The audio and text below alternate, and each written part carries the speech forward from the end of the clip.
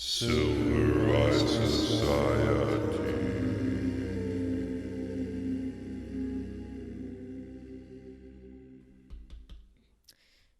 Dr. Strangelove, or How I Learned to Stop Worrying and Love the Atomic Bomb. Did I get that right? I got that right. Don't know. It's you know a what long. I was doing yesterday? It's a long title, but I kind of like when movies do that. What were you doing? Well, it rained. Oh boy, you're like too excited to go into this. It rained last night, so what I did is I went out and I collected some pure rainwater. Did it? Did it really? No, it didn't. You're just telling a story. Word of the podcast, am I right? Word of the podcast. Are we ready for it? Yeah. Virtue. I have no comment. That's the scary thing these days. This is what spawned this entire tirade I went on solo style on a podcast that has not been released because I thought of this word. I was thinking of this word virtue, and I thought that's almost meaningless to me at this point. I don't think of any political actor. I don't think of any. Oh, well, that's the last. Very person. few. Well, it shouldn't be. Very few political people, very few public figures, even that I associate with the idea of virtue, because it sounds like this kind of old term, which it is. And so we're going to go into the etymology of it a little bit. And quickly, please. The interesting thing about you say virtue is that it reminds me of, I was thinking, when is the last time I've heard anyone even speak of this? And then I did remember. But it's a funny thing, because actually the most common usage of the word virtue is as part of a phrase, virtue signaling, which is actually the subversion of the real kind of virtue. It's the kind of it's in a way, I mean, it's obviously a superficial idea. It's that you're going to demonstrate your virtueness for the sake of being considered virtuous, rather than what true virtue would be to be honorable in doing something honorable as a kind of commitment to one's values or to one's honor, rather than for the sake of receiving that honor, which in and of itself would not be virtuous. That's the idea. If you are only honorable for the sake of receiving those honors, then you're not that honorable at all. Because when the time comes that you need to be honorable and there is no honors for you to gain from it, you won't be honorable. The problem is that you're using the sense of, it's not a problem. You're correct. You're using the sense of the word virtue, which we all think of from the circa the year 1200, moral life and conduct. But now I'm going to take us farther back. And I go far back. We're going to range wildly throughout history today. I love to range wildly. We're going to go through all kinds of different things. So right now I'm going to take you back to Republican Rome and this idea of virtue and its original part of its original meaning, the VIR meaning of it, is associated particularly with manliness. This is going to be already banned from YouTube. Well, look, there's nothing I can do. This is words. VIR in Latin is a human that is specifically a man. Homo, which is Latin also, as like Homo sapien, as you like, however, that is a person. They could be a man or a woman. Now, people get confused a little bit at etymology because they also then think of, well, we don't have to go through all this. There's a Greek word also, but then it doesn't matter. The point is, word of the podcast can be derailed. I derail myself sometimes from the word of the podcast by ranging too wildly through etymology. It's hard to range, somewhat wildly without going too far off into the wilderness. It's hard to range responsibly. It's hard to range wildly responsibly. Exactly. But we do our best here at this podcast. All right, so I call it this podcast because I forget the name of it sometimes. That's not good. It's not good branding. Silver Eye Society. Follow us or whatever. I don't know. What do people say? Enter brand. Okay, moving on. So the word of the podcast, moral life and conduct, is what we think of as virtue. Okay, but it derives from an original Latin root that is specifically male. Now, why do I talk about this? Because today we're going to be talking very specifically about an extremely hyper-masculine figure in the film Dr. Strangelove. I just call it Dr. Strangelove. I don't bother with all that. Please don't say the whole thing the whole time, no. Right. It's I just had to unnecessary. introduce it. Exactly. But we're going to be kind of honed in on a specific character out of this movie, and this is all going to come together. Believe. I It will. believe.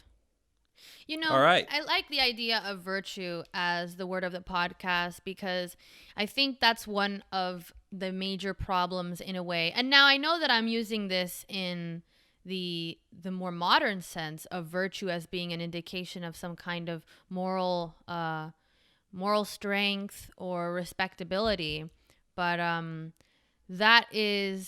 that's what I see. That's how I understand it. So I think it's an apt word to kind of dig into for today because really whatever we have, it's not either the original meaning or the previous modern meaning. Virtue now, I think it's almost... There's a problem with all these things is that anything that rings slightly of tradition or the past is looked down upon for the most part in our society because it's such a youth-centric society and so suspicious of tradition and the older structures and ideas. But if that's how you think, this podcast is going to put you in a grave because we're going far back today. So why don't you take it away?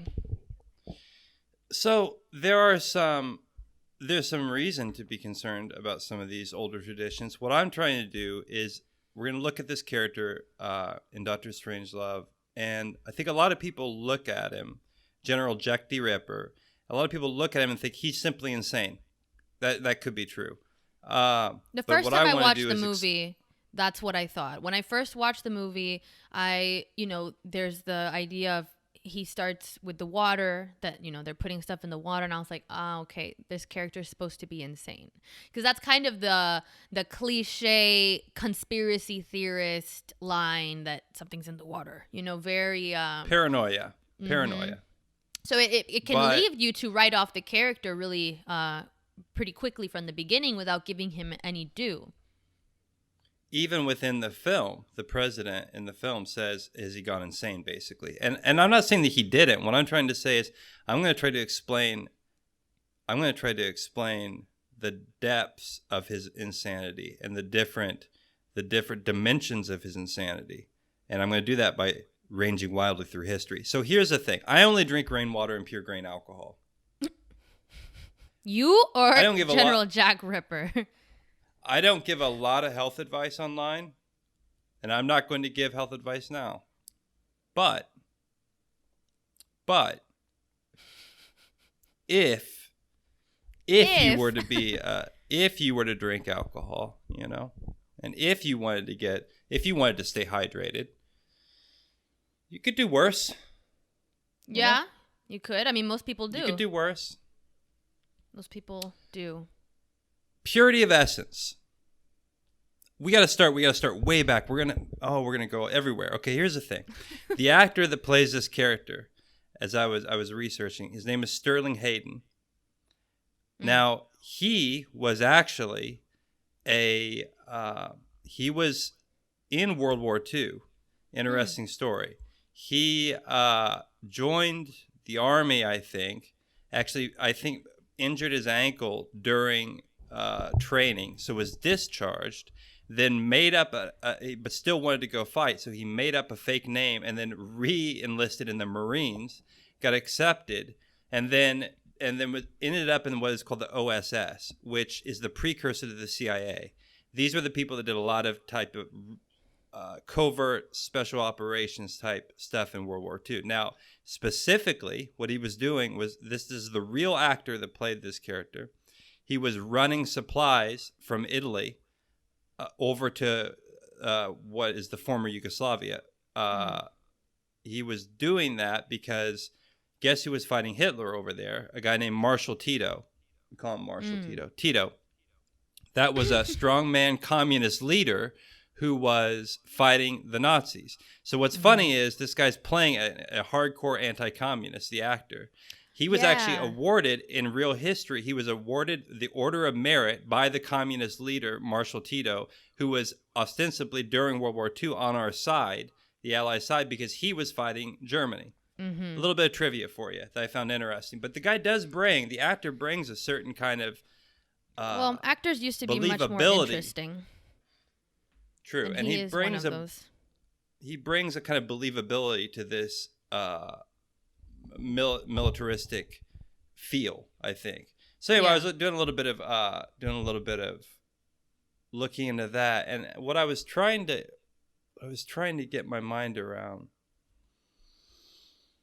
is this idea of his concern about the pollution of his body, not only through now we're back in the film, we're out of real history, we're talking about the film. The general is concerned with the pollution of communist ideology and the very real physical pollution of his body, with, in particular in this, is fluoridated water. All right. Now that was a real historical thing that happened, but we're gonna go farther back. We're gonna go farther back, and then we'll end up with Florida water with Florida water. There's probably a lot of fluoride in Florida water. Probably.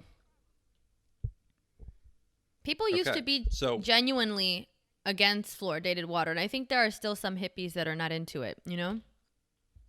There are, yeah. Yeah, it's kind of one of those how would you say, quintessential conspiracy markers. Do I know a lot about fluoridated water? I don't. So I can't say for sure whether it's wrong or not. I can't say that. Should we take a stance? Should we just take a stance on anti-fluoride water in this podcast? No. God knows. That'll probably get you canceled today too. Like, they're against fluoridated water, it's racist or something like somehow. I have no opinion on fluoridated water. Unlike General Jack Ripper. He's against it. That's why he drinks rainwater. But okay, so that was a real thing that happened. But I want to start, I think, somewhat chronologically through trying to understand why this guy is the way he is. So going back to virtue, this idea that virtue, which is required for a Republican government, and I'm not talking about Republican, the political party, or Democrat, the political party. I'm talking about the idea of a republic. And this we're in Rome before the Caesars. So the Roman Republic required virtue. And you see the early American forefathers saying the same thing, is that Republican government requires virtue in the leaders. Okay, so the Romans made a god called Virtus, which you will find today on the Virginia state flag. Think about that. This is beyond trivia. Don't think this is just trivia. Don't take that and say, "Oh, now I got some trivia."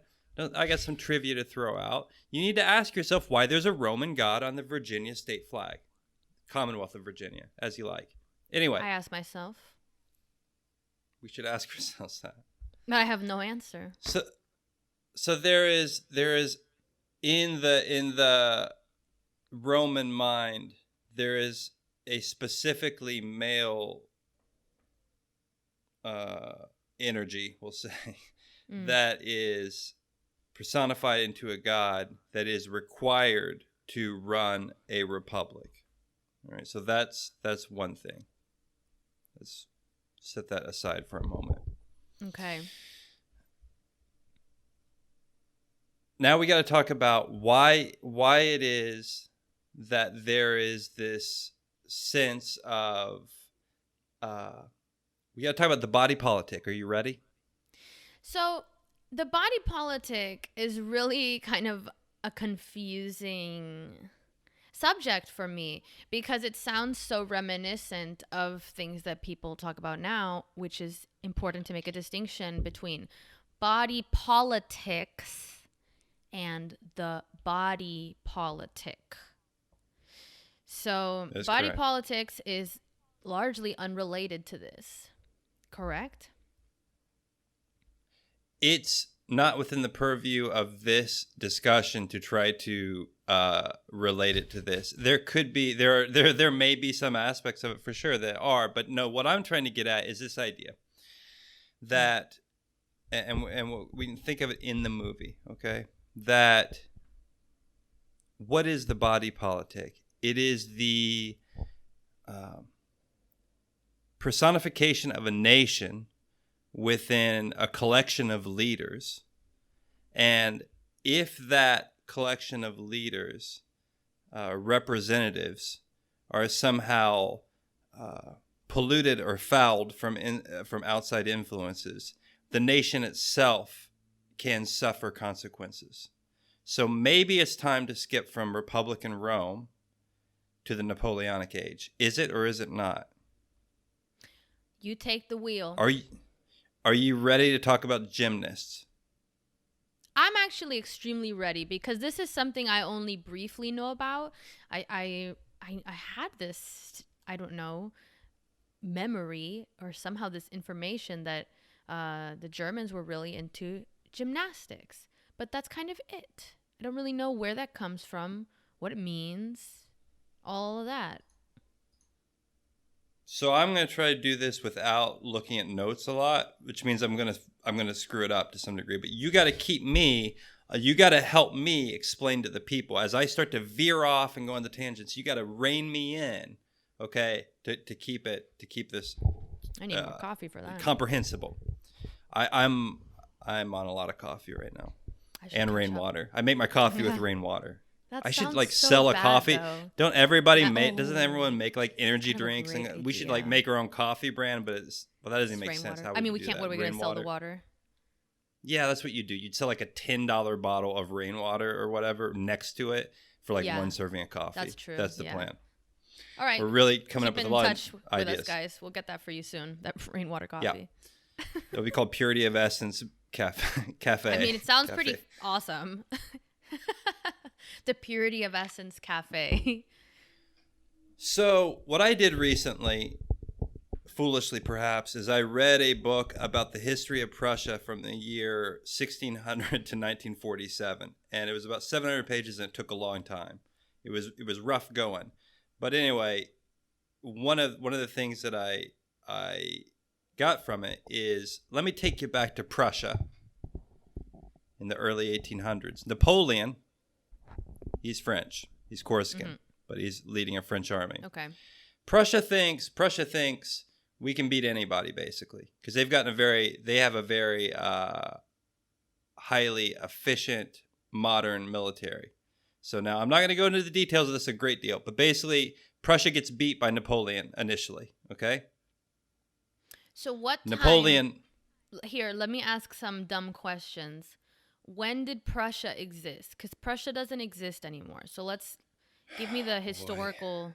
You know, when You're are we really? talking Are about? you sure? Are you sure we want to get into this? Because I'll go. No, don't. That's not the proper response. Give me a date, because Prussia stopped existing at some point. So what century Prussia stopped are we existing.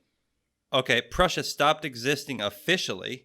Yeah. In I think the year 1947 after the defeat of the Nazis, because oh boy, this gets really complicated.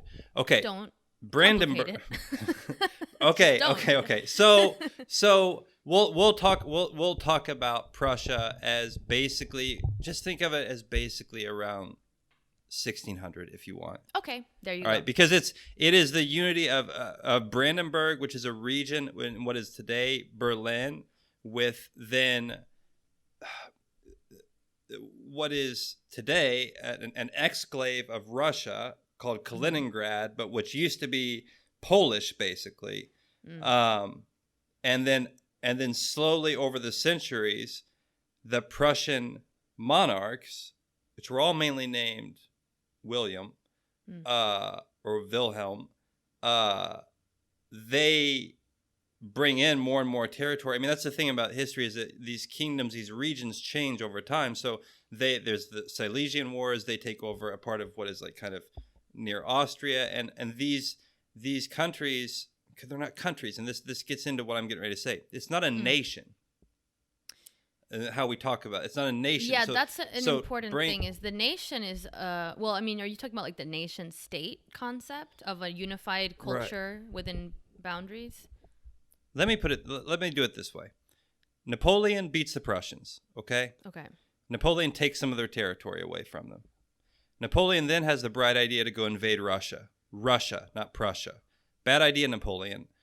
Some of you will know why that was a bad idea. It was cold, number one, and it's a long way away. We're not going to go into that. History enthusiasts will know Napoleon got beat in Russia. So Napoleon starts marching his ragged, destroyed army back across Europe, and then is on his way back is going to cross Prussia.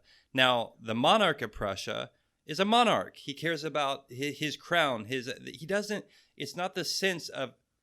There is no Germany. Germany as a state doesn't occur until 1871. Okay, so the monarch is kind of like, well, I made this treaty with Napoleon. I'm not sure. There is one way to beat him as he comes back from Moscow, and the way to do it is to do essentially what Napoleon did, which is to draft common people into the army. But see, a monarch is always at this time is always a little wary to be drafting commoners into the army, because what happens when you put a bunch guns in a bunch of commoners' hands? The crown in itself, the United States. the crown itself can be jeopardized, and there's this whole. I mean, yeah, we can't go into this because this has to do with the idea of nobility and how the nobility plays into the crown and the different levels of society. Can we not go into it? I feel like okay, fine. There is a general. I guess I should talk about, since I read 700 pages of this and it was really hard to read. So there is a general at the time who says to himself, I'm going to kind of ignore what the Prussian monarch says, because the Prussian monarch says, kind of stand down, let Napoleon come back across Prussia. But this guy sees the opportunity to beat Napoleon on his way back, because he's already been beaten by the Russians. And he essentially starts to collect an army of what is called Free Corps people, but that's a translation from German. And then that later becomes something totally different in World War I and World War II. But so the monarch wasn't saying good idea, do this, because again, he's afraid of the power of common people having weapons, and that plays into this burgeoning nationalism. We take the nation for granted right now. Yeah. Again, there was no Germany at this time, right? You have German-speaking peoples, but you have the Kingdom of Bavaria. You have obviously the Austrian, the Habsburg monarchy, in Vienna, ruling multinational states, also German-speaking people in Austria. You have the Kingdom of Saxony. These are all these kingdoms, which ultimately get under Prussian leadership get brought together in a series of wars in the 1860s, 1870s to become the German nation. But these ideas of nationhood are already starting at this time, okay? And so this is what has to do with gymnasts. Great. One of the guys, after the defeat a few years prior to this by Napoleon, there was a kind of humiliation set in. Oh, we got beat by Napoleon. So he creates these gymnasiums, which were to reinvigorate. It was supposed to make strong the bodies and the virtues and morality of the German people that joined them in these gymnast associations. And they wore these gymnast uniforms, and they performed these exercises essentially. And there was this link. This is all coming back to the body politic. There was a link between the strength of the individual human body and how those individual human bodies would then form a collective, and then that collective would have a collective identity as a nation. So this is where you start getting the beginning, the foundation of nationalism. It takes place in different places in Europe at different times, but the 1800s is certainly ultimately going to be the big century for this. It's an interesting thing that it's kind of because I think it's important to see that collectivist ethos can occur on various sides of the political spectrum, and it seems like there's different routes to stoking collectivist sentiment. And this idea of what I thought was interesting about the idea of the body politic via the individual's body as somehow a part of a larger whole, and that making the individual's bodies, the body of an individual, the health of that important to the health of the whole. And that's a really interesting way to look at that, to see how you can approach a collectivist mentality for a group, in this case, a nation, through the body, the physical body of the individual. And I think in a way, it's not something so radical or something so strange, because of course, what is a more primal and more communal than the human body? Everyone has one, and everyone to some degree cares about the state of their body. So it seems like it's almost ripe in some ways for being tapped into as a way to perhaps not always just stoke collectivism, though that is what this kind of body politic ends up being. So part of me wants to talk about Donald Trump eating Big Macs, but I need to go back to Prussia. Okay. So put that on ice. Put that Big Mac on ice. Because we're going to see, I think what I'll do is end with some examples of what we see today. You don't think about it this way, but it is the way it is. That the political leaders have theaters of these theatrics of strength. Yeah. And you'll see it. I'm going off back to Prussia. But, so I need to be in Prussia. I got to be in Prussia.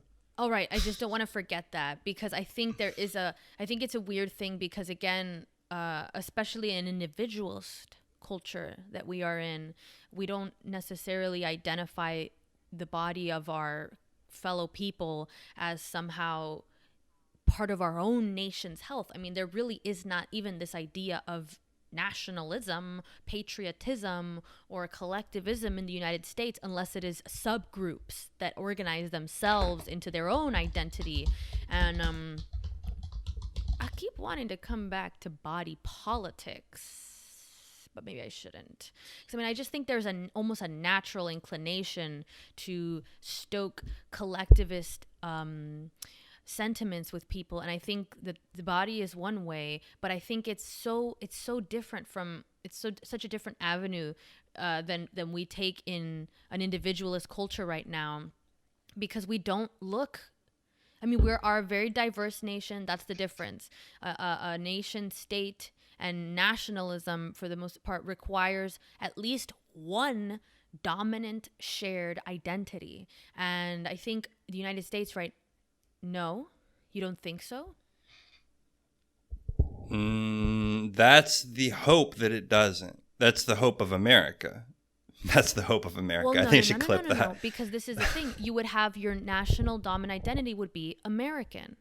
You would identify as an American. And that would be the positive form of nationalism, which is, doesn't matter your race, doesn't matter your religion, doesn't matter your whatever other differences you can have, you're still an American, which is part of what has made the United States successful for the long haul in having so many diverse people, is because that type of nationalism actually has worked. People do come here from a completely different background, the other side of the world, completely different religion, have a child, and that child is American, and they feel part of America. Now, of course, this is come under tension more than ever now. And I think that in some regards, you can blame the kind of identity politics that we see today that breaks off groups into smaller identities. And many times these groups tend to attack the idea of American identity or a larger shared identity, and they prefer to recede into a smaller group. But oftentimes that requires rejecting participation in a different identity. And, that's a hard thing, because there's the idea that, well, you want to come to a country, you want to immigrate, but you don't want to completely transform yourself. You want to be able to maintain your identity as an individual, your background, all that. But there does need to be a degree to which you accept a new identity, that of the new country that you're in, because that's what ties everybody together, that shared identity, that shared fate in a sense, where, well, we're all in the same boat. So we all are, in a way, maybe we disagree about how we get there, but we're all rooting for the boat to succeed and to keep, to keep afloat. Once you start to divide that boat into different sections, well, then, does it stay afloat? Go back to Prussia.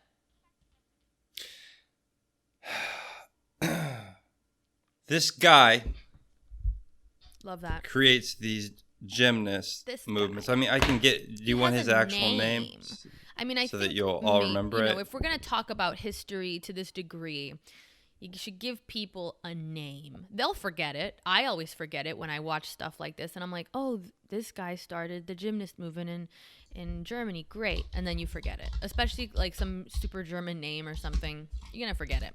Well, but this is a super. Anyway. This is a super it's like German name, which I I had forgotten it, and I didn't try and do this without notes for some reason. So, okay, so and they got.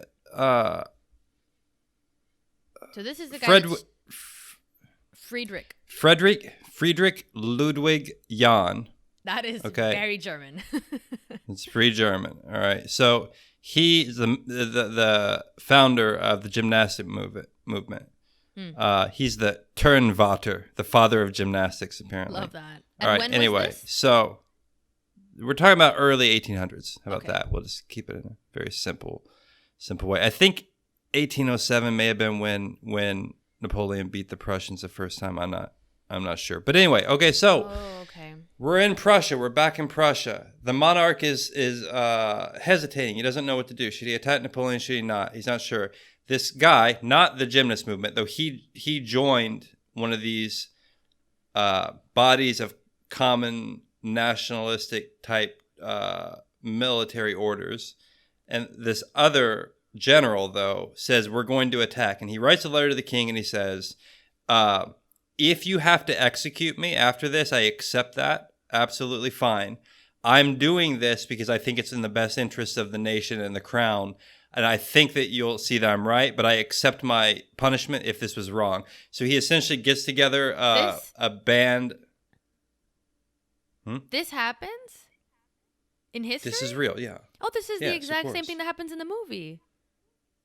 There's going to be a lot of things that we're pulling together here, and some of it's going to come out on accident. But political suicide is another thing we'll talk about, which I just mentioned, but I didn't really think about until I even said it there. The idea of the acceptance of fate, like I'm going to do this. I'm gonna supersede my authority, or you know what I mean. I'm going to surpass the person I'm supposed to be directed by, in hopes of doing something right for that person, for the nation, essentially, and then accepting any punishment that comes afterwards. That's exactly what General Ripper does in the movie. But there is no, so in Prussia at this time, this is just the beginning of the idea of a nation. And so right now you are a subject of the crown, the Hohenzollern monarchy. Okay. But so anyway, so this general then, end result is he does it. He gets the army together. They beat Napoleon. That's what happens. This then puts into play a bunch of other forces which play out over the 19th century in Prussia and Germany that ends up in the result of a nation. But my point about the gymnast movement and the founder, Ludwig's whatever, his idea, remember, he's founding this during the time when they've been defeated, before they end up coming back and beating Napoleon. He's saying we must make the body of the people strong and the moral virtues of the people strong through the practice of exercising in gymnasiums in order to form a nation and in order to defeat our enemies. Now, that is what I'm trying to make all these analogies to the idea of the body politic, and then tie that in with this idea of why is he so afraid of why is he drinking rainwater? All right. So I think we've dealt with Prussia enough. Yeah. I think you get the point, right? This guy starts a gym. You wouldn't think that a gymnastic movement would have anything to do with a political movement, but it did. And No, you that wouldn't. the reason that it does is because it has to do with this concept of the strength of the body of the people. Anyway, as a side note, this gymnastic movement actually takes root in America through German immigration through the 1800s, and especially in the North. Now, this wasn't a particularly for the time conservative movement, because classical liberalism is actually tied up with the idea of nationalism in a lot of ways. But that's we're off. We're going too far there. So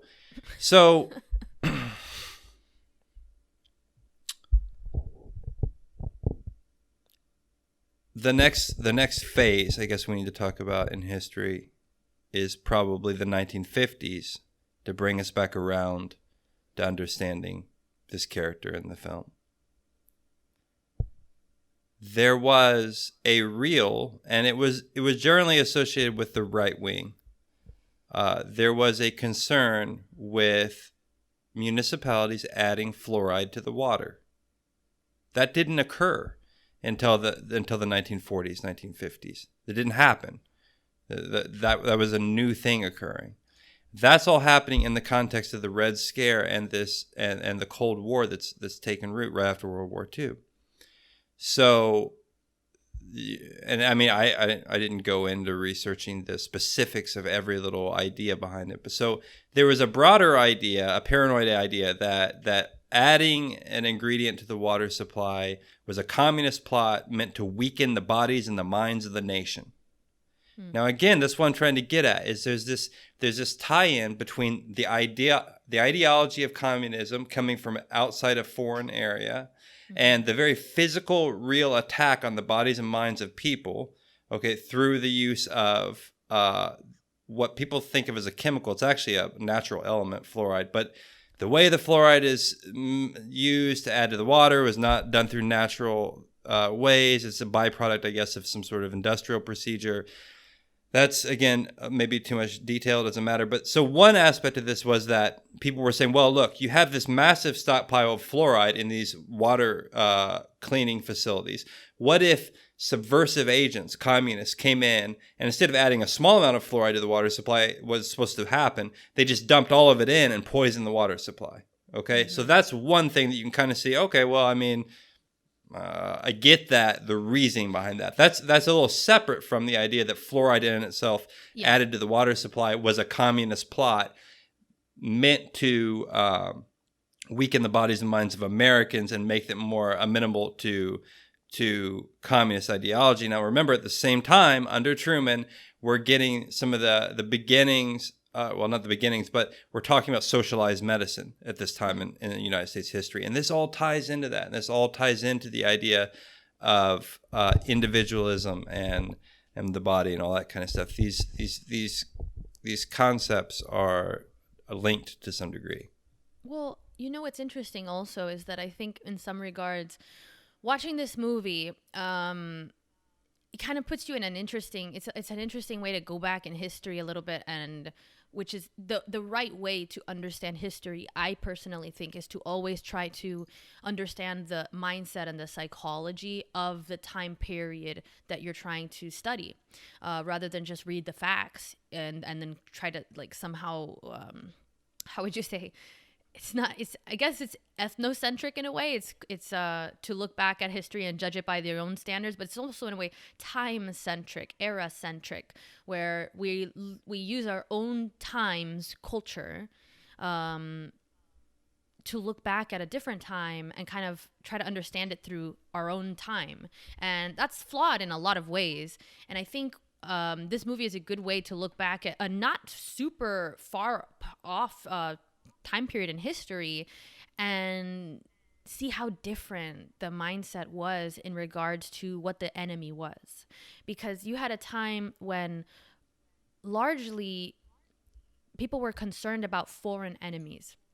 And I think that that's definitely something that you don't really see a lot of today. The concern is so much more with the strife and the enemies on one's own territory, one's own the differing political groups within one's own country are the enemy. You have seen a little bit of that return to a paranoia about the Russians, and in some regard the Chinese, the CCP, and that's the only, but that's still pretty limited to certain political fringe groups. I think either you're super hardcore worried about China, or you're like this, everything that Trump does has been some kind of Russian plant, and it's not a more widespread focus on what enemies outside our country threaten our country, which during this time period of the movie, that was the main focus, was external enemies.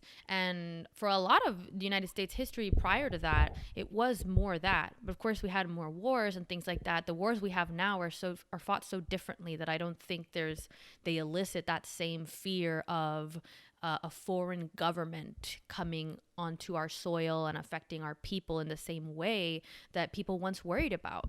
It's an interesting This thing is to where see how our much age we don't difference worry about shows. that. I think this is where our age difference shows in a great deal because, number one, I, as a child, had nightmares of nuclear war. And I will never forget a particular instance where I had a nightmare of absolute nuclear destruction and went running across the field crying because it seemed so real to me. That happened. The people in the mid 80s, early 80s were afraid that the entire world was going to be destroyed. There was a particular movie that came out, like a made-for-television movie that came out that kind of showed what would happen if there was a nuclear war.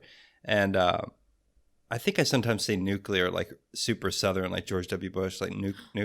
Do I say it right? I don't know. It doesn't matter. It sounds anyway, right so far. Fine. So you don't remember this. You don't remember this. Right, but you're saying you're like living in this world. That's the thing. There's a lot of people that are Cold in my War generation that do not conceive at all of some type of external annihilation, some type of foreign enemy that could cause,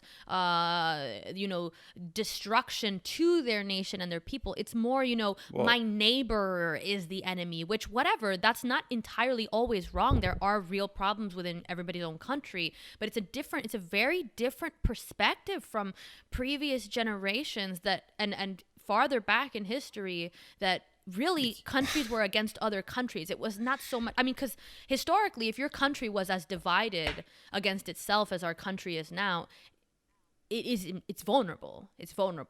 And it's not that, but you're also forgetting about 9/11. Again, but 9/11 I'm a little older. 9/11 was different. No, it was terrorism. the fear of it. Okay, I know it wasn't a government, but you're I don't think we ought to forget that caused some hysteria, that caused 20 years of war that's not over, that caused the Patriot Act, that caused all these different things. I understand that it's not I know that, of course, there was a time of paranoia afterwards, but it wasn't the same as, like the fear of a communist infiltration or nuclear destruction and things like that. It was much more limited to the one event. Also, I think that's because it was one event as opposed to a longer war. And it's a different thing because it is in a way a mark of the way that warfare has changed. Because it wasn't a government per se, but you can even set that aside. The thing is, it was a single attack. It was a one-off attack, which can be in its own thing, obviously elicit paranoia and fear. But when you already know that you're in an ongoing battle with a country in the more traditional forms of war, I feel like it has a different effect on the population than this kind of like one-off terror event. I think there's a different characterization of it. I understand, but I don't agree with you.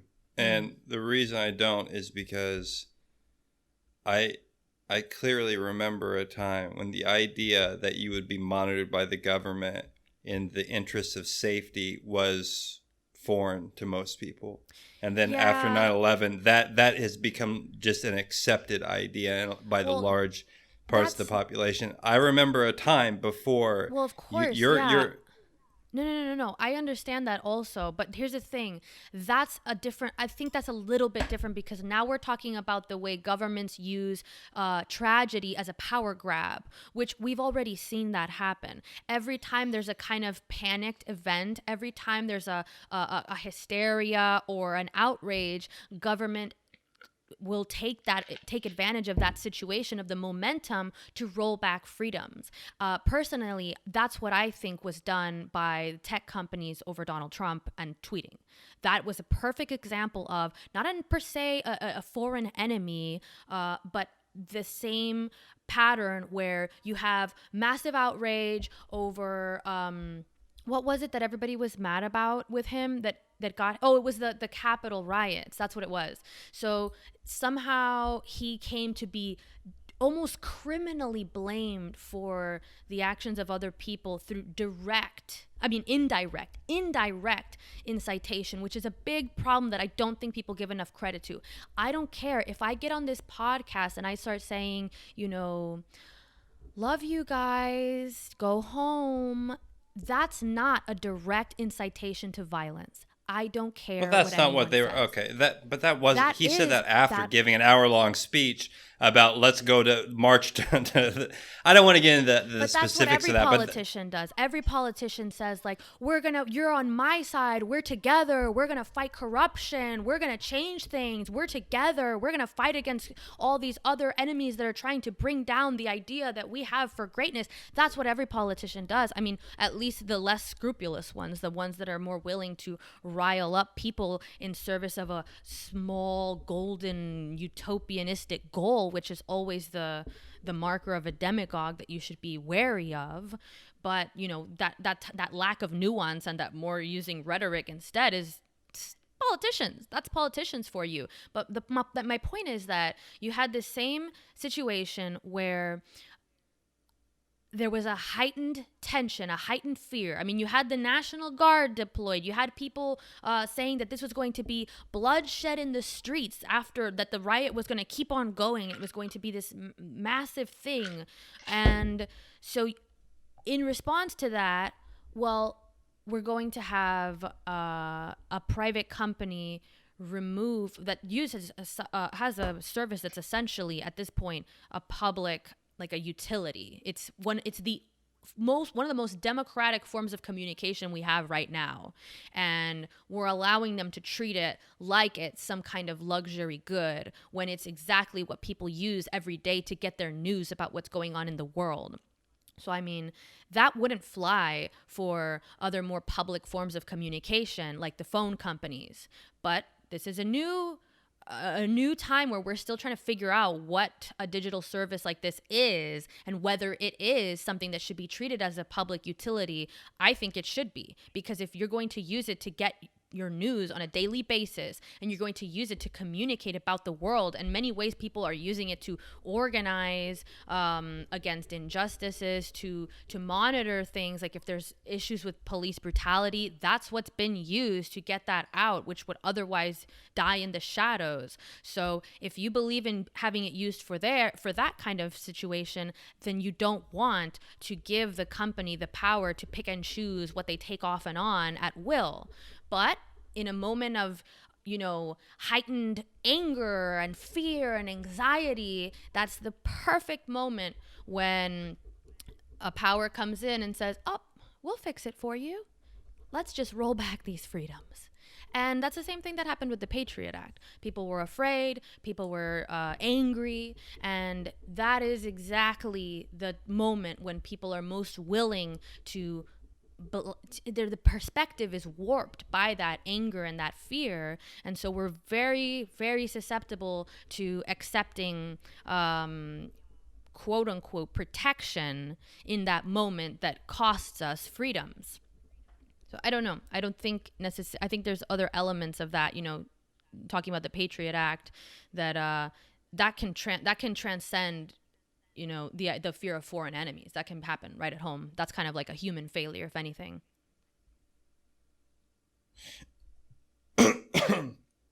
excuse me, the rainwater went down wrong.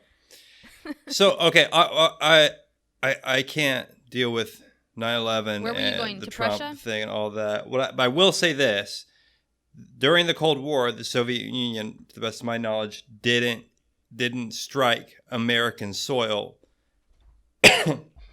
And on 9/11, there was, I don't know what, over 5,000 casualties, 3,000 to 5,000 casualties. I don't even know what it is anymore. It's weird that I can't remember what it is. On the American homeland, dead people. So, Yeah. Well, of you know, course. that was real. I mean, that was a real attack. I'm a little bit. I've drank a lot of rainwater, so I'm a little bit. I forget why I was talking about 9/11.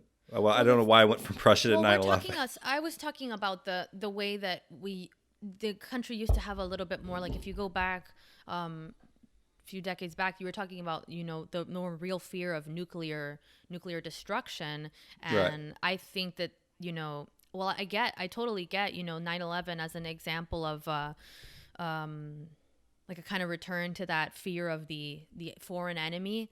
I think there's something different about it in that it's like it was a one-off terror attack, whereas like the Cold War was like this constant, longer, looming possibility They're of different. destruction. Sure, they're different. I'm not trying to say I don't think even they the aren't United. different. I don't think most Americans at that time, at least, had the same kind of relationship in their mind to.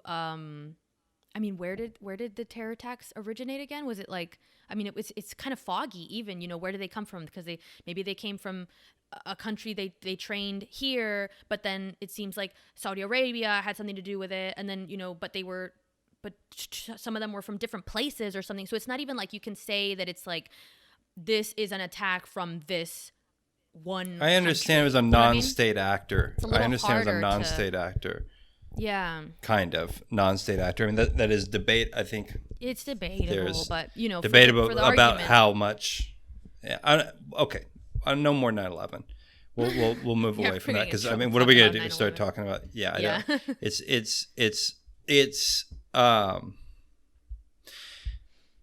let's go back to history, but not recent. Well, this history. is the thing. We were talking about how you know, you are from a time when there was still a fear of you are from a time long ago. It's when just there was weird to still me. I'm fear of listening. that. I've Yeah, never experienced. it's weird that. to me. Yeah, it's weird to me because it's not like there's a huge age difference here, and like I mean, it's not huge. You know, a No. huge age difference. I'm only 23. You know.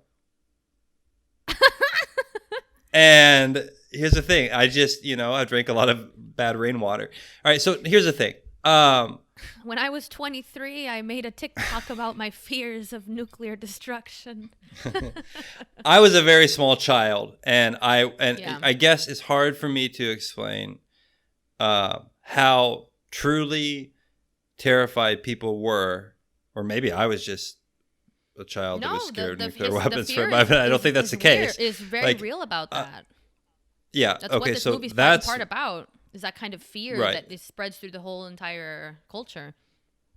and then so let's go back to the character in this film and try to understand again.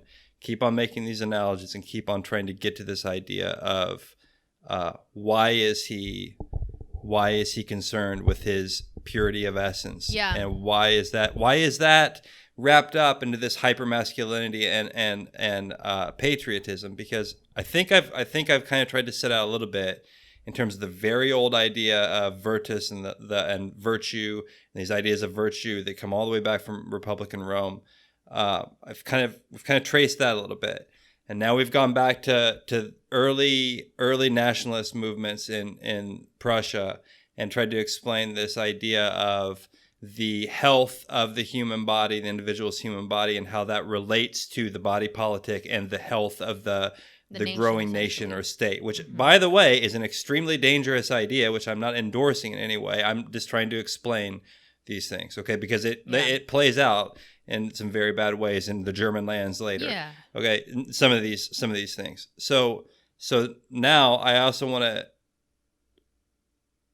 briefly, we're touching on the real historical thing that happened with paranoia about fluoride in the water supply in the 1950s. That is a real thing that happened. It was mainly a right-wing kind of thing, and it was associated with a fear of communism. Fifth columnist, the idea that there are communists within the nation hiding out, ready to strike. I mean, there's a whole history to this that we can't go into with the Red Scare, with, blacklisting in Hollywood of people that were considered communists, all that kind of stuff. McCarthyism, thank you. We're not going to do that. But so what I am going to now, I think, finish on with this character, I think I've brought it together a little bit, this idea of the link between the physical body and the body of a nation. Mm-hmm. There's another thing that happens in this film, which is that his plan fails, right? Or he thinks his plan fails for the first strike on Russians in the film Dr. Strangelove. He's under attack. This general is under attack by his own units of his own army within the film, right? And another thing we want to talk about is that you have what's so brilliant about this. The movie is really something. It's really incredible. All of the conversations between this American general are played off of a British RAF, Royal Air Force attaché type person who's over there. And he, if you notice, there's this kind of dichotomy between this hyper-masculine American general and this more careful British figure, which I think has to do with a lot of different things, but it has to do with, there's always this sense from Americans, especially a while back longer, that the British, a certain type of class of British people are maybe slightly, this is going to be, I want to be careful with my words. Effeminate is not the right word. That's not what I'm trying to say exactly. I was going to say but that. Refined, this is the perception. It's not my perception. Ultra refined, careful, British kind of like a stereotype, really. Like they're soft. Yeah, it's funny because it's Not really it's real, very, it's very like, wrong. It's very, very wrong. But that gets tied up with the ideas of, we used to be a British colony. We fought the British. There's all this. We're a frontier country. They're not. Yeah. This is the thing. Like American culture also, and you have this with many different cultures, what they view as being powerful or masculine or righteous or honorable changes. And so it's interesting to see how that a lot of that view, like that stereotypical view that, this British officer is kind of like, not necessarily inept, like he's clearly not stupid, but it's almost like he has a little bit of trouble like standing up to the general, and the general is this very kind of stereotypically macho figure with like a gruff voice and is like, come help me, and gets this like massive gun and is just ready to shoot out the window. And you have the British character like being like, I pulled my muscle in my leg, so I can't. And it's obviously he just doesn't want to go and help the general, but it's in this way of, instead of being like, I'm not going to do that, or you have to kill me before I do, it's kind of this like, I'm hurt, sorry. So it's this interesting kind of almost they're the other side of each other's coin, kind of the ultra masculine figure, and then this like softer figure that can't really totally stand up to the general. There's even this one part where you can see that he's kind of realizing he doesn't have a choice anymore, and that the general is actually keeping him hostage, but he still wants to, he's like going to try, and he says, I command you to give me the keys. And the general's like, you're not going anywhere. And that's kind of where you realize, okay, that was his last attempt to kind of, impose his own will upon the general. And I think what he does there, actually, if I remember, is he essentially tells him, no, why don't you go make me a drink of rainwater and pure grain alcohol, which is a very 1950s conception of what a male boss figure would tell his secretary. Yeah, exactly. Why don't you go make me a drink instead of telling me what's going to happen here. Now remember, there is also the very real threat of violence. He shows him that he has a handgun. He shows him a gun. Yeah. But there's this other thing that's happening, which is that he's a representation of the carefulness of, so the British Empire has collapsed at World War II, but the British Empire has had a lot more history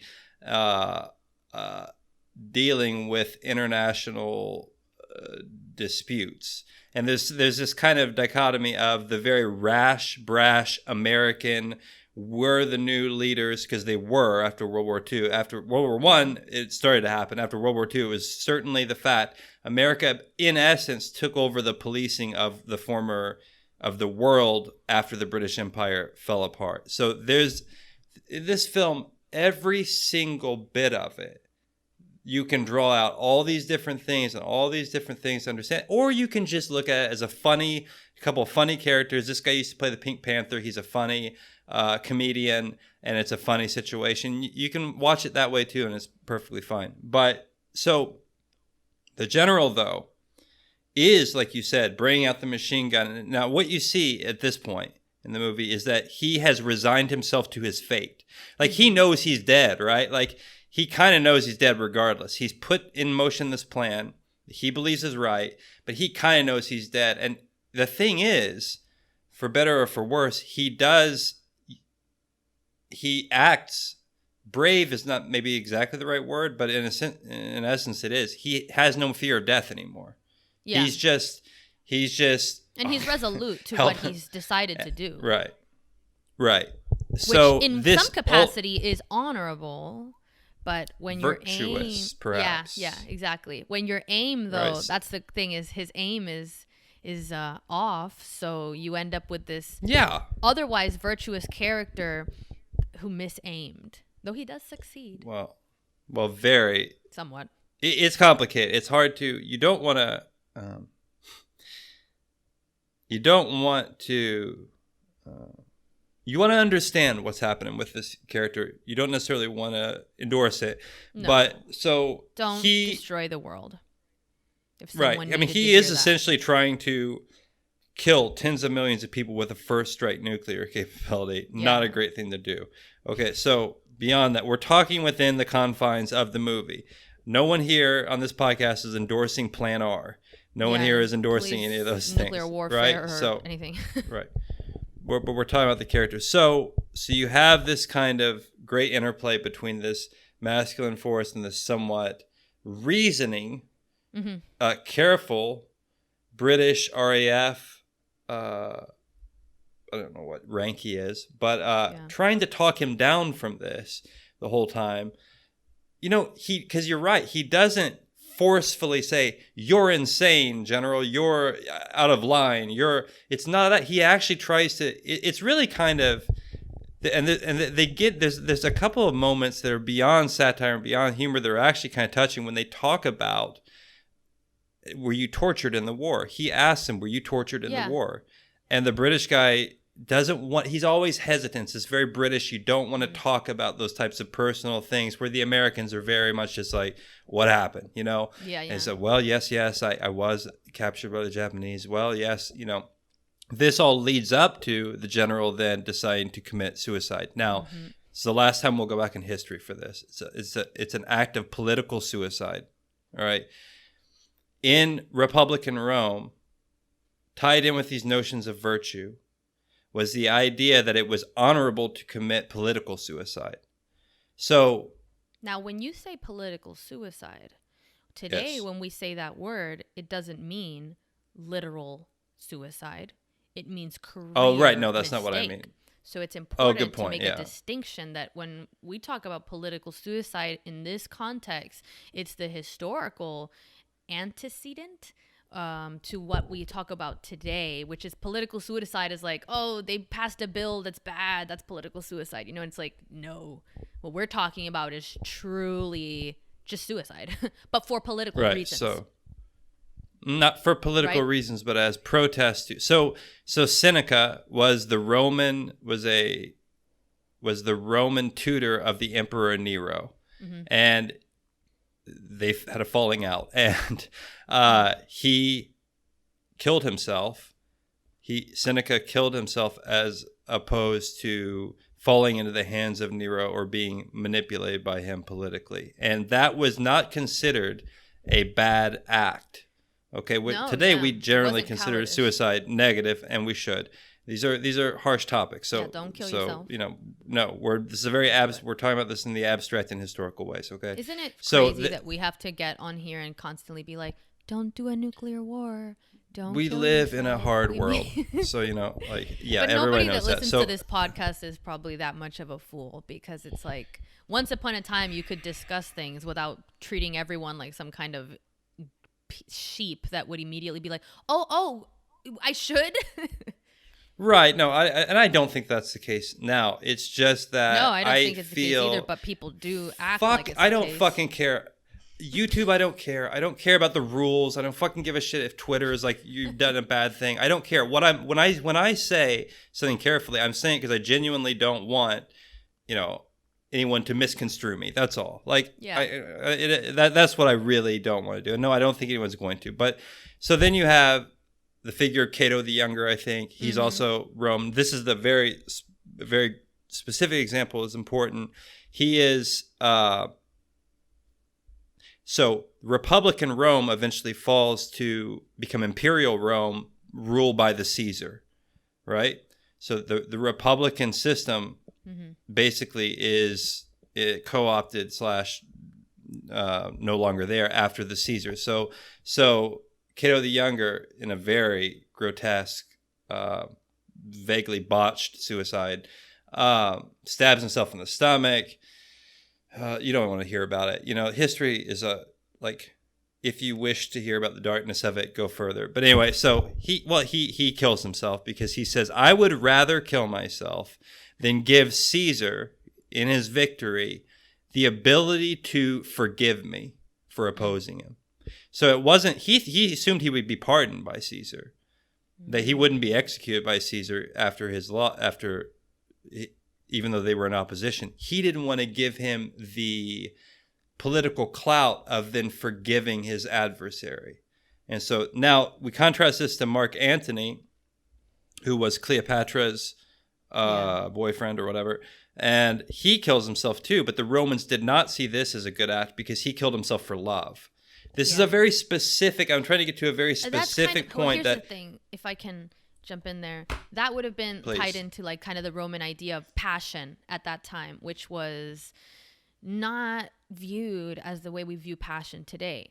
Today, when we talk about passion, it's a positive thing. It's kind of an excitement that leads you to do something great. It's a joy for life, almost an intensity that's positive.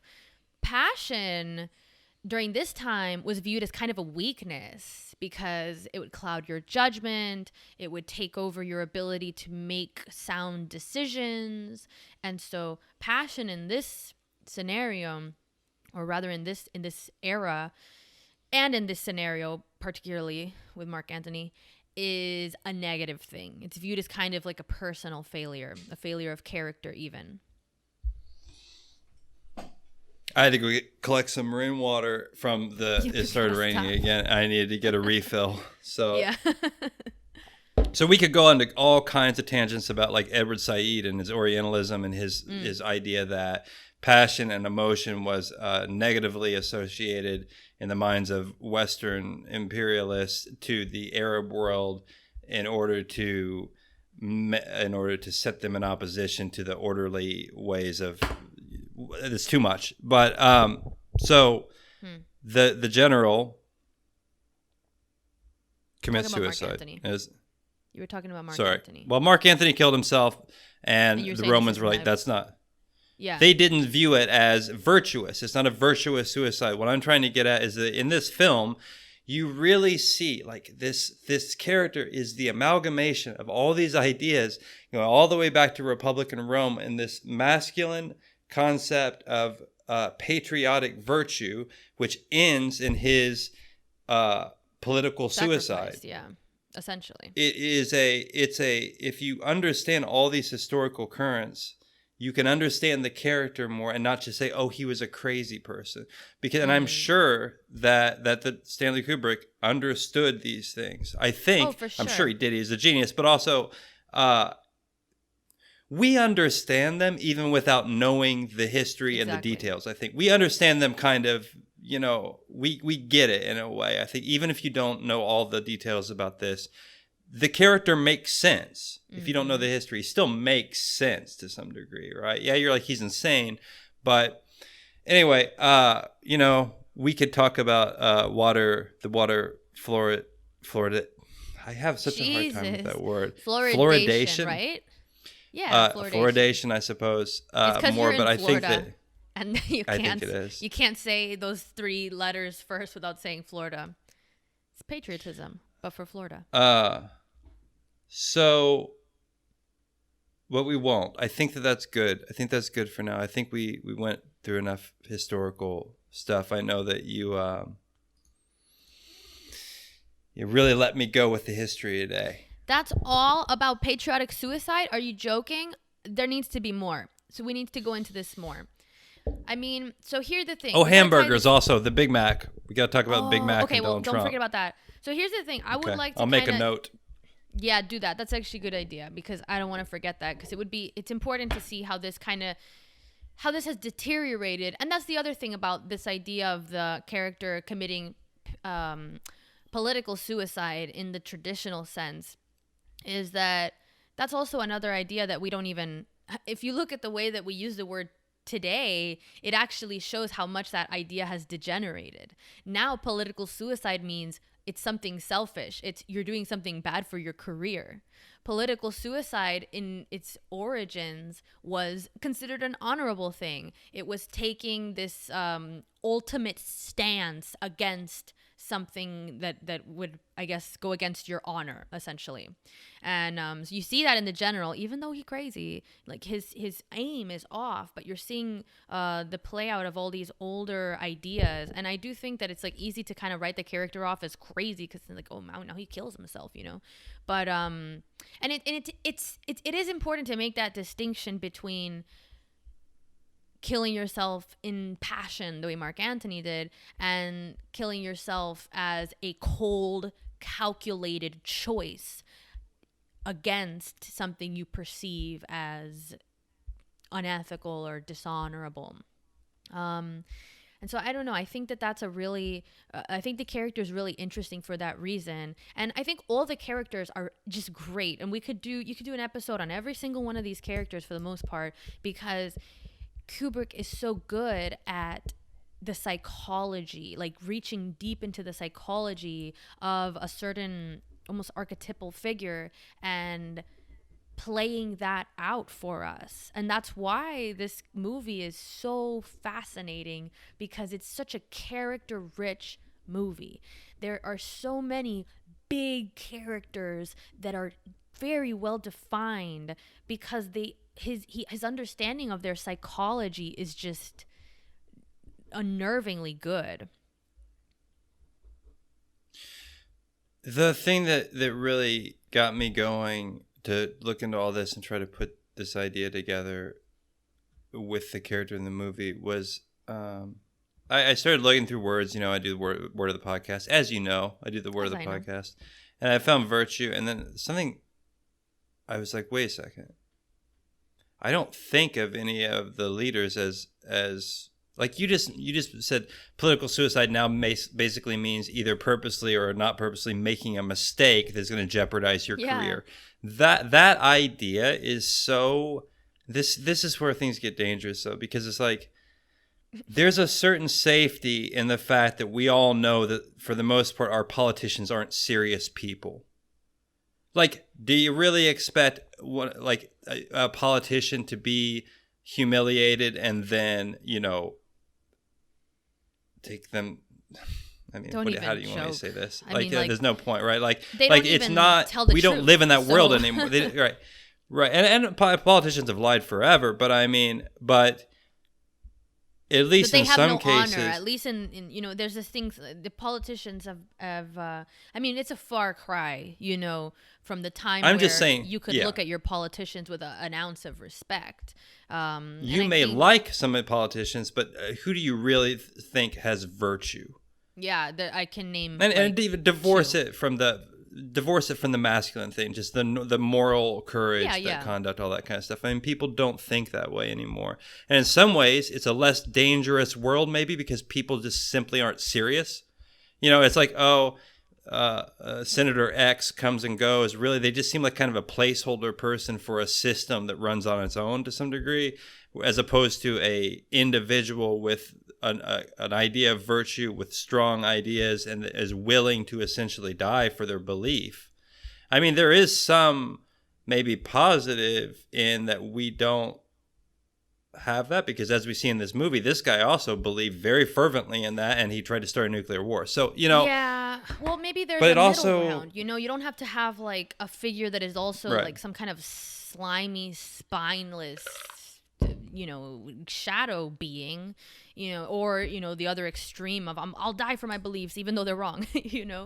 It's but on a larger, to even pull back larger, I don't know how much we even have figures of virtue in our culture at all anymore.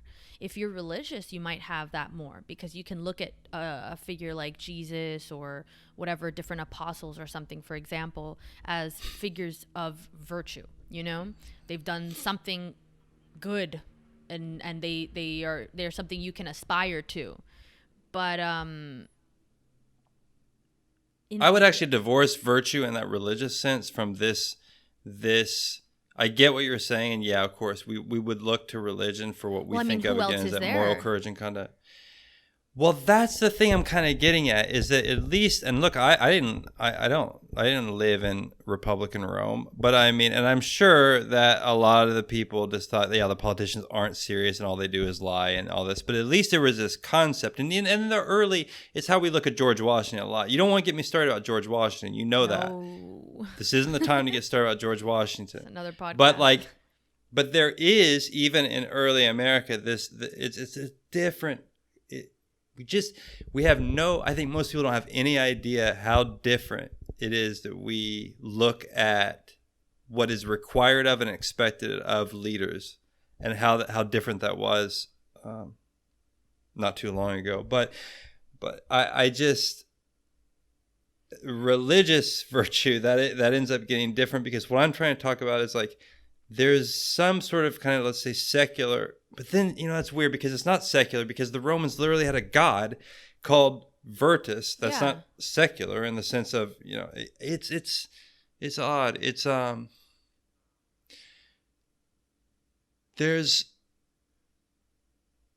things aren't serious anymore. Like, do you take anyone seriously in politics anymore? There's no statesmen or statespeople, as if you like.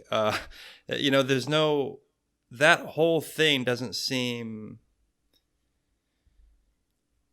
I don't know. Like it's I part don't think of the anybody takes world anymore. In a way, people take things too seriously in some regards, and then they take the things that they should take seriously not seriously at all. I think that's one of the bigger problems in our culture right now, is people seem so unable to decide between what should be taken seriously and what shouldn't. You have like a cartoon making some offensive joke, and this is the end of the world. But then you have something like the NSA spying program, or massive media companies curtailing speech. Whatever. What's the headline today? It's just like, I think we take the wrong thing seriously, and that's a big part of a big problem in our culture. But I wonder though, I'm remembering a time when virtue was, aren't there virtues like the virtue of courage, the virtue of honesty, the virtue of whatever. There was these different virtues. Do you know what I'm talking about?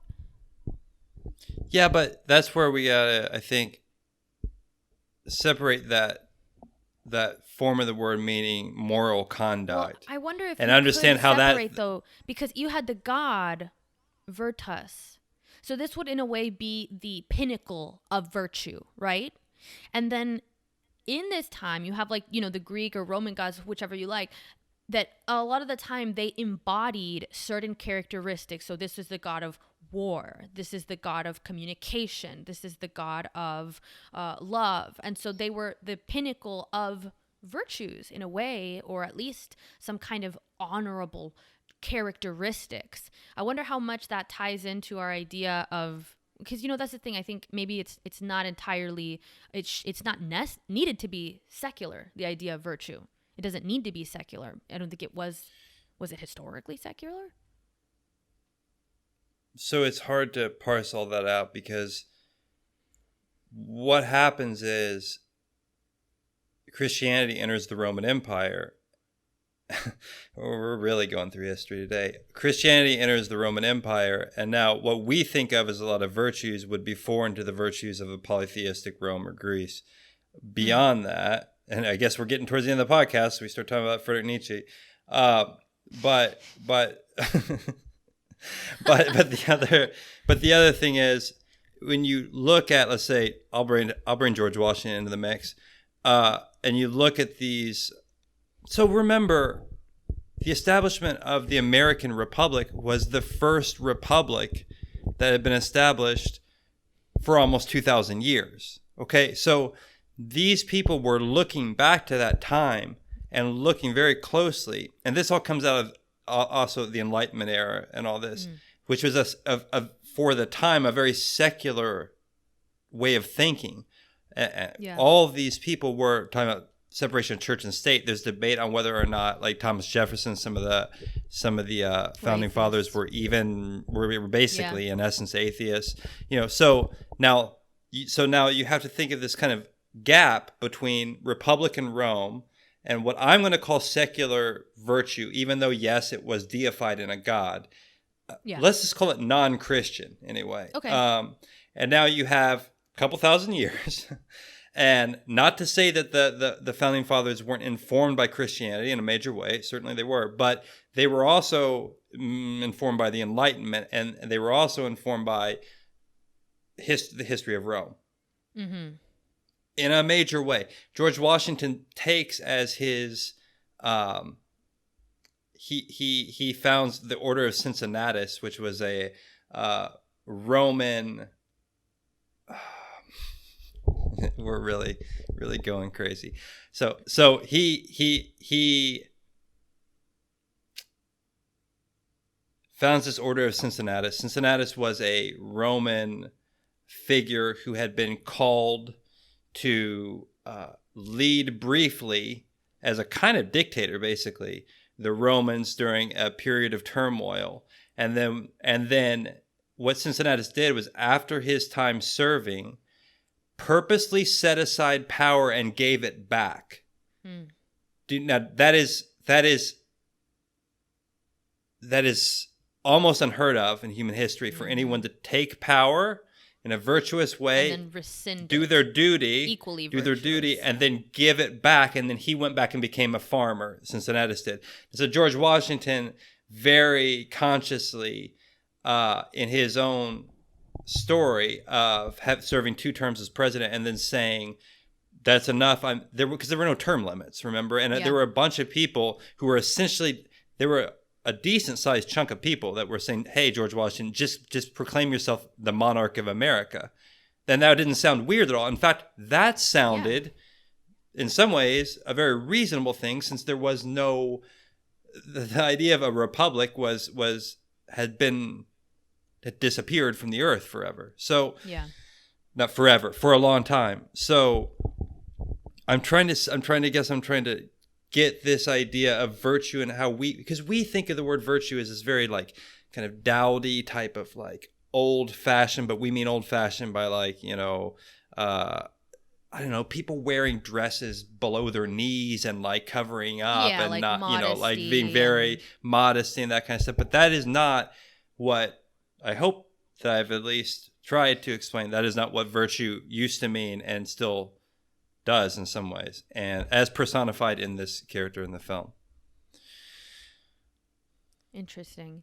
I conflate it more with honor, really, like with being an honorable person, and being in a way, how would you say, like accountable to higher values is kind of how I would see it. And I think that's why, But it's that's an interesting dangerous, thing. right? You see how dangerous that is. Well, yeah, because that's the thing. You do see how it can play out very dangerously in this character. But at the same time, what do we more often see? Do we see the dangers of a virtue that is misguided, or do we see in Right. society the dangers of no virtue? I That's a mean, good at this point, like I think on the contrary, it's there's so little of that personal ethos where a person stays accountable to higher values, that I think that's why you get partially this culture that views politicians and just people in general and people in power all with contempt, all with spite. And it's not the only reason, for sure. In some cases, these people absolutely deserve contempt and spite. But I think in part that's just what you have when you have a culture that has kind of lost that idea of honor. And this is tricky. It's tricky because then you can go astray with that idea of honor, for sure. I mean, you have like, what are these, like, honor killings is something that comes to mind probably for people more when they hear the word honor now, is that it can be used by a kind of fundamentalist ideology as a way to punish those that do not match one's own virtues, which that ain't right either. That goes in the wrong direction too. So, I mean, it's just, I wonder how it affects the culture to stray from that kind of personality. But, I mean, would you say, if you look at this, so you have the general, but then you look back at the other character, I forget his name, the British character. I don't even know if they give him a name. Mandrake. They do. Oh, that's what it is. Yeah, Mandrake. Yeah. So, anyways. He's the one. I mean, would you say that this is not a virtuous character? Like, can we say that he's not virtuous per se? He is does try. He is the to stop the general. personification of almost 300 rationality. years of running an empire and understanding the limitations of power and how not to. He's not an extremist. Yeah. Mandrake, right? He's not an extremist, and also fundamentally he. On one level, fundamentally, he understands that it is an insane thing to do. Like, okay, so this gets complicated because there is a logic, and we, in a separate podcast, talk about the extreme logic behind the technological systems and all the game theory and all that was built up around nuclear war, right? But I mean, Mandrake doesn't want to see that happen, and also, assumes that the general is disobeying orders. And then in the film, you see that may actually not exactly be right, because it seems like they've legislated or allowed certain generals to preemptively launch nuclear weapons. But I think Mandrake is just this a foil. He's the opposite of the general. And he's also subordinate in a lot of ways, right? Because he's the guy holding. He doesn't shoot the machine gun. He's the guy holding the thing now. So there's always this sense of this. There's also this sense of the British now being the secondary power to the Americans, and it's played out physically throughout the movie. Like it's too much when I think about this and how every scene you can take something out of it. But yeah, so the British guy is always kind of second subordinate to this. Mm-hmm. I think by rank. Well, I don't know how the rank system would work there. It is by rank too. Yeah. But and then you see briefly again, and I again do not think of the British as effeminate. I like Britain, and I actually understand the history. I'm just trying to say there's this American concept of that. And it's really accent and language, a lot of it. But so, and you see this after when the just kind of grunt soldier, I don't know if what he is, he's actually relatively high ranked, comes in and captures Mandrake and is suspicious of him and calls him a prevert. And he thinks that he's trying to say pervert, but he's just he's so provincial and doesn't understand and suspicious and doesn't understand what even a British person would sound like. And that's really where you get that idea of this like kind of bumpkin American who's like, what you're a prevert, you talk with a weird accent, you know. So so something's wrong with you. You're And just briefly, one of my funniest lines in the movie is, "You'll have to answer to the Coca-Cola Corporation for this." Like when he tells them to shoot the Coca-Cola thing in order to get change. Yeah. That's so good. Oh man. This movie's actually it's one you gotta watch twice. I mean, I say that about a lot of the movies. I think I say that about all the movies on the podcast because I definitely watch them more than twice. But I think that's the thing is there's a selection bias for the movies we cover because any movie that's really worth its shit is worth watching twice. Because the second time you watch it, you really start to see more in it. And there has to be more in it for you to do that. And in this movie, I mean, I think you can really just tell that Kubrick reads a lot too. Like, I think it just is apparent in how much depth the characters and the story has that he read everything. Like, it just seems like the knowledge, you know, and how far reaching his knowledge is. Because this is just one episode and you could go into almost every character. There's many different scenes that deserve, you know, their own deep analysis too. And it's one of those things that's just, this is art, you know? And I love watching a movie like that because it does what art is supposed to do, which remind you that there's so much depth and there's so much, I don't know, something bigger to human existence.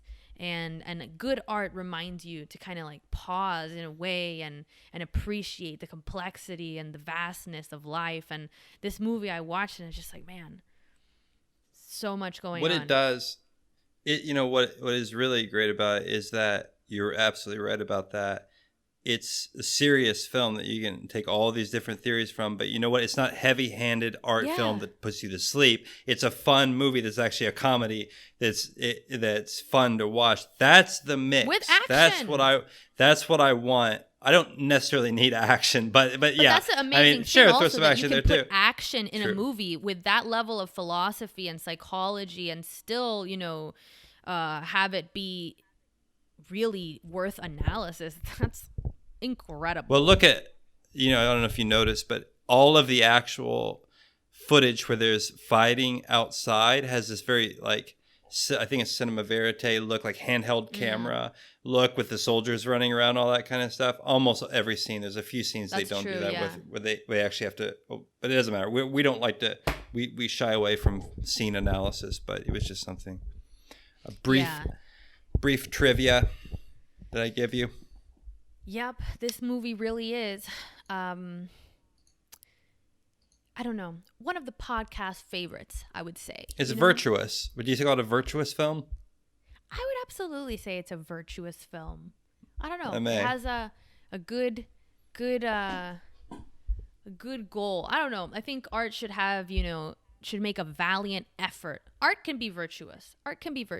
And this is not, again, I think, you know, it's not to say that art has to be moral or do some kind of like thing like this, but it's beholden to higher values. And I think that that's what makes things good. It makes a person good. It makes art good. It makes your work good. When you're not this kind of like nasty little fucking weasel that's trying to like grab a piece of meat and run off, you know, like you are more like this respectable wolf in a group that's playing the longer game, not this kind of like little parasite or some little, you know, type of those little animals that no one respects, you know, the fucking vultures or something like that. Would you say that a vulture is virtuous? No. What do you think of as virtuous? You think of these animals that hunt for their food, that work together. Hey, the American eagle, the American bald eagle is a vulture. No. It's not a vulture. What are you talking about? Look it up. How is the bald eagle a vulture? Look it up. No, you look it up. You have to look it up if you're going to bring things to the podcast. You look that up right now. I find that very offensive. I don't think that's right at all. Vultures, they eat carrion. Like, they don't hunt. That's the thing. The eagle hunts. That motherfucker hunts. Ospreys. Wait. Those are different. Those Ospreys are like hawks, hold aren't on. Golden eagles are keen hunters, and bald eagles are, well, mostly vultures. Bald eagles decorate the sky largely because they are vultures. What? This is all kinds of crazy information that you're getting right here first on the podcast. About? How is an eagle a vulture? They hunt. This is now we've gone astray because now we're completely out of our territory and we're just talking bullshit about animals that we don't know anything about. But well, that's you okay. started throwing. You started. Well, I was talking about wolves. You were being so offensive to the weasel community. Number one, weasel and I don't think that weasels are necessarily. No, weasels do hunt. They do hunt. I was trying to think of some little animal, like a rat or something. You know, like some animal that steals food, that eats dead things, that doesn't actually like earn their keep in a way. I guess. I mean, they do. Obviously, every animal has a role in the ecosystem. What kind of capitalist are you? Like a non-human capitalist, like saying they must work their 8-hour job or whatever, making vultures, vultures. What animal would you want to be? Do you want to be the animal that goes later and like grabs scraps that another animal ate? I mean, I guess, but like no one really wants to have that animal around. No one, finds some type of, like, if you look at mythology and things like that, there's not the mythology of like a parasite. I'm very disappointed about the eagles, I gotta say. That's not right. We're gonna have to put that in the show notes. I'm still trying to.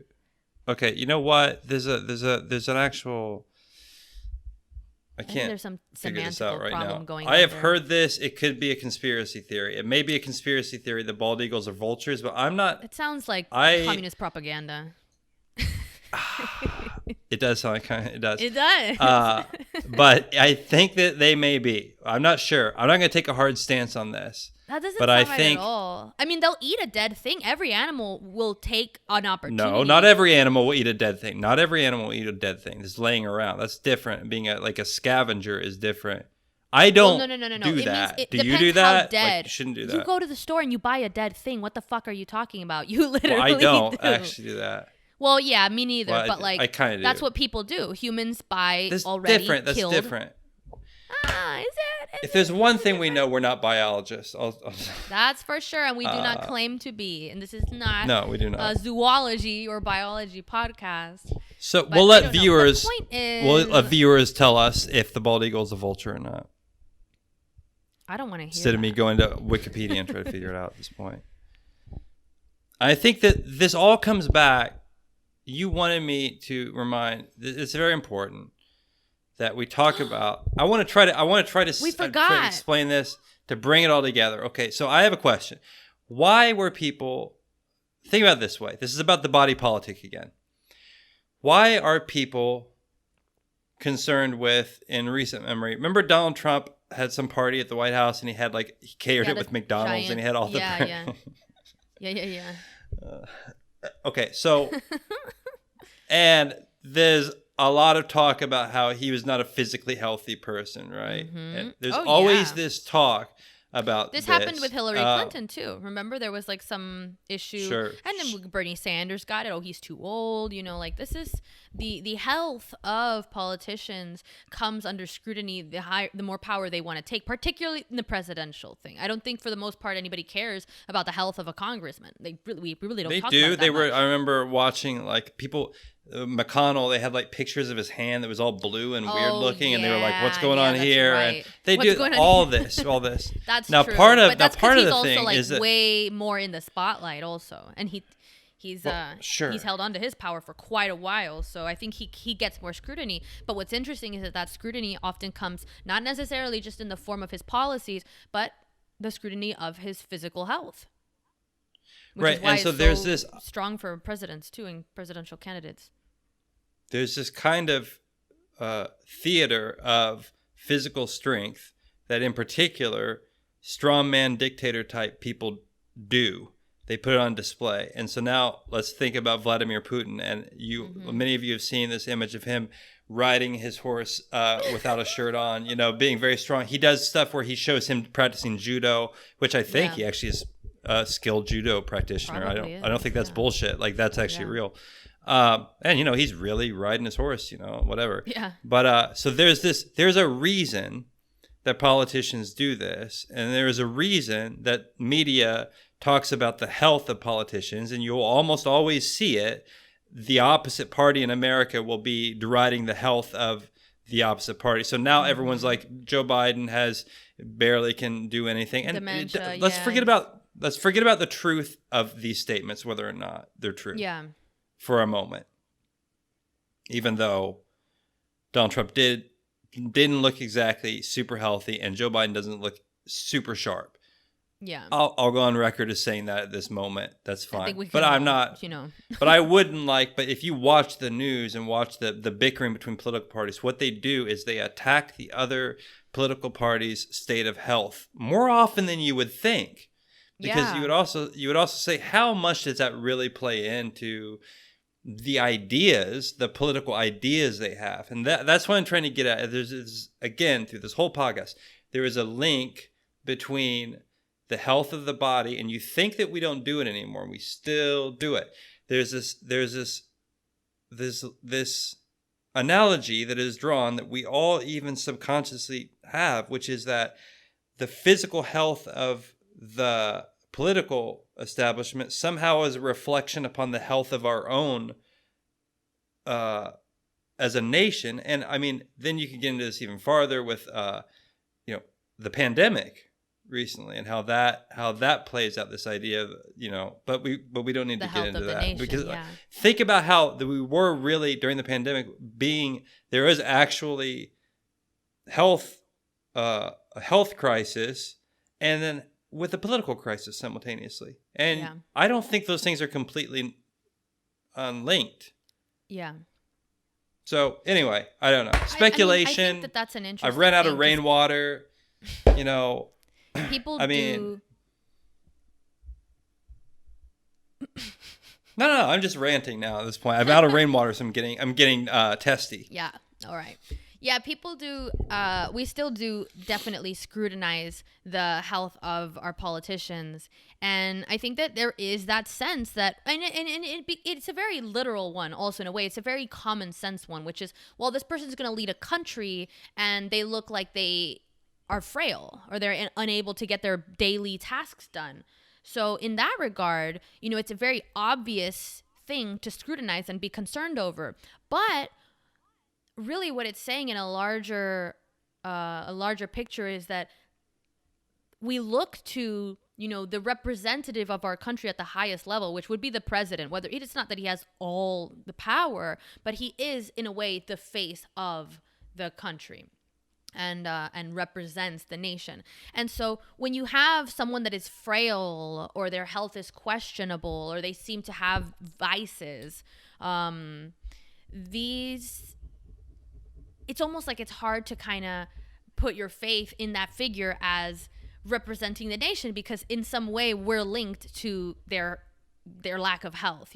We are going to be somehow, well, the United States is a country that's led by this person that is, has a very bad diet, or is seen, smoking all the time, or is unable to walk well or something. And so, you can make these things. People say like, oh, that's discriminatory or whatever. But there's something almost very primal about wanting your leader to seem in good health and strong and able. It's the idea is that the person is capable.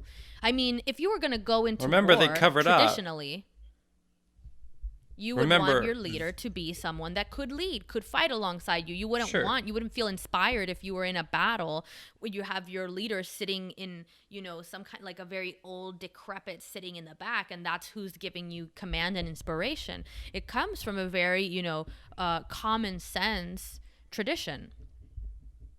So remember, FDR couldn't walk during either all of his presidency or most of it, I'm not sure. And the media knew it, I mean, they know they're there with him. They know he can't. They see the wheelchair. They know he can't walk. Like, and there's an agreement. We're not going to show this. Yeah. They didn't show it. Remember, the country didn't really know that. I don't think for a long period of time. John F. Kennedy had Addison's disease, I think it was, which I think is a thyroid problem. That was not put out in the media at all. That's super interesting, because that shows right there that like intuitive understanding that a leader struggling with their health kind of puts a little bit of a concern into the people. And I mean, this is tricky territory, because people will say, oh, that's discriminatory. If someone's in a wheelchair, or someone has an unhealthy diet, or they're just elderly or whatever, they should be able to be having the same opportunities as anyone else, and that kind of breaks down when you start having the question of Joe Biden being of sound mind. Then we start to say, oh, well, I mean, we want him to be able to be of sound mind to make decisions, right? Well, okay, you can easily extend that concern to the rest of the concerns. I mean, yeah, of course, someone should be able to be the president and be in a wheelchair. That's obviously, like, we get it. But there is this primal human sentiment that you want a strong, quote unquote, strong leader.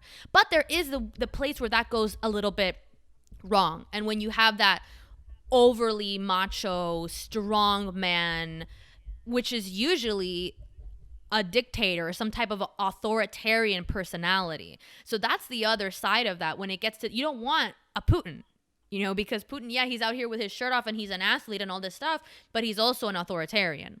So that's the other side of that. Well, that's complicated. A lot of Russians do want that. This goes beyond not just all, Russia, but I mean, though. he's actually popular in Russia. The strongman way character more goes beyond Russia. Sure, it does. And I mean, I don't want to speak to specifics of Russian politics. I'm just And saying, also in that's America, we have partially this cultural, sense. yeah. No, forget about the cultural thing. I'm just saying that, like, yes, it is, but Americans Russia, yeah. want to think that if we have an opponent, we often want to think that the population of the other country, which we have an adversarial relationship, hates their leader. And I'm sure that there's a lot of people that are not. I don't want to get into the specifics of Vladimir Putin. I guess what I'm trying to say is that it's weird. I'm trying to think now. This is all just off the cuff, trying to think about like recent presidents and how this all plays out. I remember a long time ago, I don't remember very well, there was this idea that Bill Clinton was always jogging. He was like, and he would make it shown, I think, to the press he was jogging a lot. But then I guess he got fat after, or maybe he was fat before and he started jogging. I don't know. There's something there that I remember vaguely. Just trying to think of how this all. Of course, you get into these. This gets complicated and it's not important. I'm just trying to think of all the like health stuff in recent years that have gone on with presidents and how it freaks people out. I think there's a very real reason to be freaked out about it to some degree, because they hold the codes to nuclear weapons, right? But the thing is that there's always there are these systems in place to make it okay if something happens. If a president's incapacitated or whatever, there's a system in place we have. So I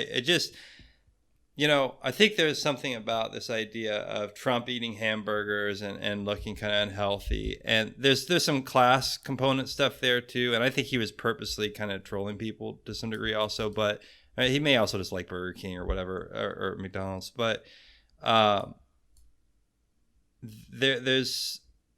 it's like we vote to have this person to represent us. And if they're unhealthy, it makes us feel like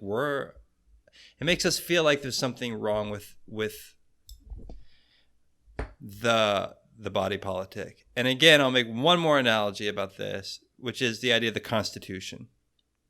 We have a United States Constitution, but when you think about that word can be used in different ways. We think of the Constitution as your Constitution is also the sum total of your body. It's used in that way. So, and this is where some of this idea, a long time ago in a history class I had, I remember some teacher talking about this in the 19th century, this relationship between again, physical health and the idea of the constitution of the individual with the health of the actual document, the United States Constitution and all that.